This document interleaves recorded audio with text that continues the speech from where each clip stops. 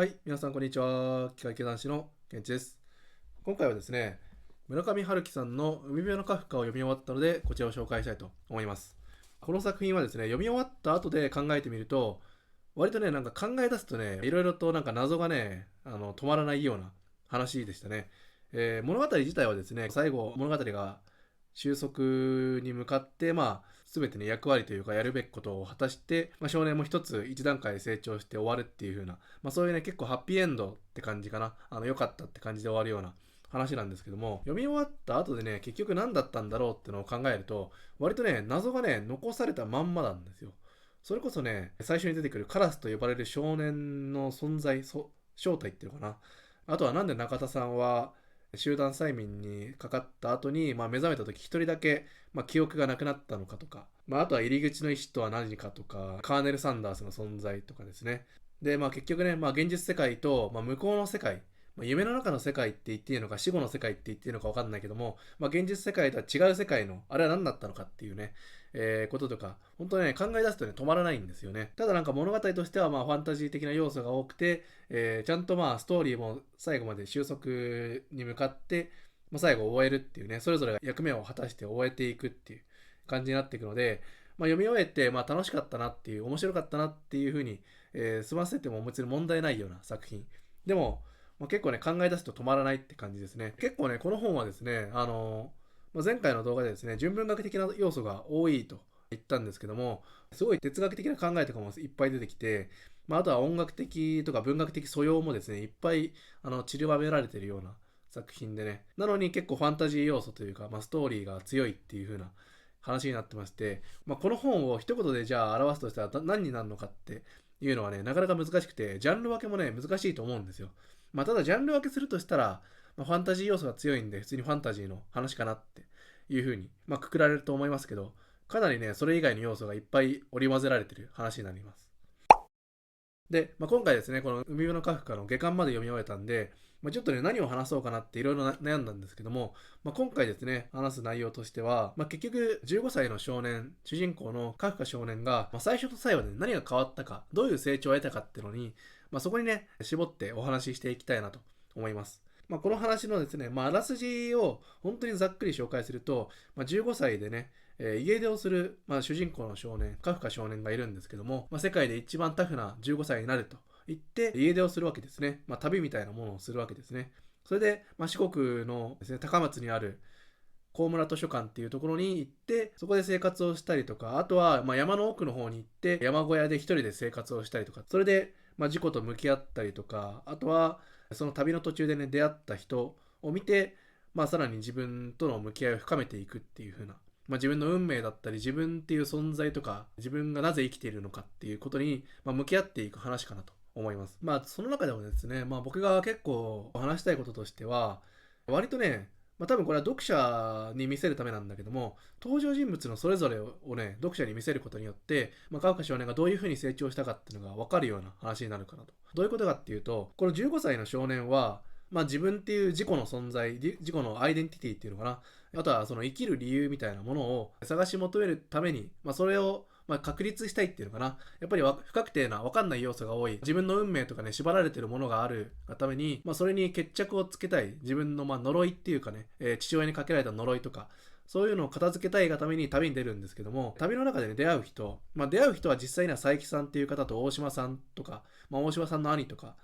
そこら辺なんですけども、あとはね、登場人物っていうと中田さんっていう老人がいたり星野青年っていう人がいたりとかですね、それをね読者に見せるわけですね。つまりは佐伯さんっていうのは、今はね、普通に暮らしてるような、普通に見たらね別になんてことはない中年の女性なんだけども、実際には30年前の、恋人を失った時点で、そこからね精神的な時が止まってるような、そこからの時の流れが失われているような人なんですね。あとはですね、大島さんっていう方、この人は生物学的には女性なんだけども、心の中身は男性だと。それを自認してるわけですね。で、自分っていう存在って何だろうかっていうのを、カフカ少年にこぼす時があるんですよ。それを受け取ったカフカ少年とか。あとは中田さんですね。中田さんと星野さんの関係も面白くて、中田さんは小さい頃にですね、集団催眠みたいなのにかかって、一人だけ目覚めた時に記憶が全部なくなったんですね。文字も読めなくなってて、知能が著しく低下しちゃったんですけども、そんな自分をですね、中田さん自身は、中身がない人間と。私には学もないし中身もないっていう風に言うんですよ。で、それを聞いた星野青年は、だったら自分には中身があるのかっていう風に自己を振り返ってみて、でも、自分もだんだんと年を重ねるごとに中身がないような人間になっていっていくような気がしてると。子供の時は何も考えなくても自分っていう存在だったと。でも今の自分って、年を重ねてね、いろんな知識とか、経験とかを得ていってるのに、なんか中身がどんどん薄くなっていくような気がしてるっていうのに気づくわけですね。そこら辺を顧みて、やっぱりその15歳の少年がね、何を思うかってことですよね。自分の自己を確立したいとか、その生きる理由っていうのかな、なんで生きるのかっていうのを探そうと思ったけども、実際には割とね、いろんな人が何かしら欠けてる部分があるってことに気づくんじゃないかなと。それがね、結構その15歳の少年が受け取った、その成長の兆しになったものかなって思います。要は、世の中で生きてる大人の人って、みんながみんなすごい、自立してたりとか、しっかりとその自分が生きる意味とか働く意味とかを持って、生活しているように見えて、実際にはそれぞれね、何かしら欠けてるものがあると。あとは自分でも自分のことがよく分かんないっていう、それが多分普通だと思うんですね。でもやっぱ15歳の少年は、分かるはずだと分かりたいって思うのかな。自分は何のために生きてるのかってのを。それを探し求める旅に出たけども、実際には、ほとんどの人がそんな自分のことを全て分かってる人ってそんなに多くないんだなってことを、それをね、知っていく旅になったんじゃないかなって思うんですね。なのでね、そういうことも相まって、結局ね、そのカフカ少年は、最後ですね、現実の世界と、夢の世界、どちらに残り続けるかっていうのを迷うわけなんですね。夢の世界であれば、自分が思い描いた通りになる。で、自分が会いたいと思った人にすぐ会えるような、すごい心地のいい世界。だけども結果的にカフカ少年は、そこの世界から出て、現実世界に戻ることを選ぶわけなんですよね。でそれがね、多分、その瞬間が、決定が、やっぱり、その少年自身の成長がね、見れる瞬間かなって思うんですよ。それまでのカフカ少年だったらね、おそらくはやっぱり、自分が恋した人がね、いる夢の中の世界に多分とどまり続けたんじゃないかなと。でも、これも面白い話だけども、自分が恋した人にあなたは現実世界で戻りなさいって言われて、その願いによって少年が現実世界に戻っていくわけだけど、ただ実際には15歳の少年でまだね、確立されてない少年なんで、一回だけね、振り返ってはいけないと、振り返らない方がいいよって言われたにもかかわらず振り返ってしまうんですね。その時に好きな人が、その願いがね、自分の頭の中で蘇って、なんとかまた現実世界に戻る道を選ぶことができたっていう、そういうシーンとかもあって、ちょっとね、まだ、15歳っていう若さをね、そこで表したのかなって思うんですよ。そんな感じのですね、15歳の少年が、自分ってものを見つけに行くとか、自分の運命とか人生について考えようと、それをね、しっかりと確固たるものにしようと思って、旅に出たけども、実際にはみんながみんなその自分が生きてる意味とかを分かってるわけじゃないんだっていう、みんなそれぞれ何かしら抱えながら生きてるんだってことを知って、自分もその中で、現実世界を生きていこうって、そうやって成長していく話かなっていうふうに僕は捉えましたね。で、ちょっとね、小話を挟むと、なかなかね、これ触れる人いないと思うんですけども、その大島さんのお兄さんですね。お兄さんが最後ね、ちょろっとだけ出てくるんですけども、実はね、そのお兄さんも、10年前に、同じようにですね、カフカ少年と同じように、夢の方の世界に一回行ってるっていう、そういう描写があるんです。でもそれを考えてみると、大島さんのお兄さんも、帰ってきたんですよね。カフカ少年と同じように夢の中の世界にとどまるか、それとも現実に帰ってくるかっていうことで、現実に帰ってきた人なんですよ。帰ってこれた。なかなか帰ってくるのは難しいと思うんだけども、帰ってこれた人なんですよ。そう考えるとね、大島さんのお兄さんもね、なかなかその精神的な成長を遂げた人なのかなって思うんですよね。あまりね、全然描かれてないんで、そこをね、深掘っていこうと思っても、ちょっとね、情報が少ないんですけど、なのでね、このお兄さんの存在もね、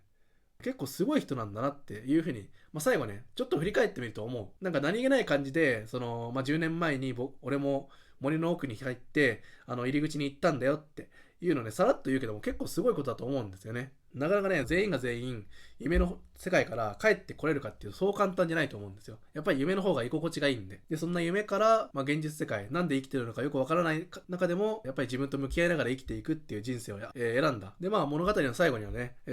とりあえず東京に戻って普通の高校生やりますと。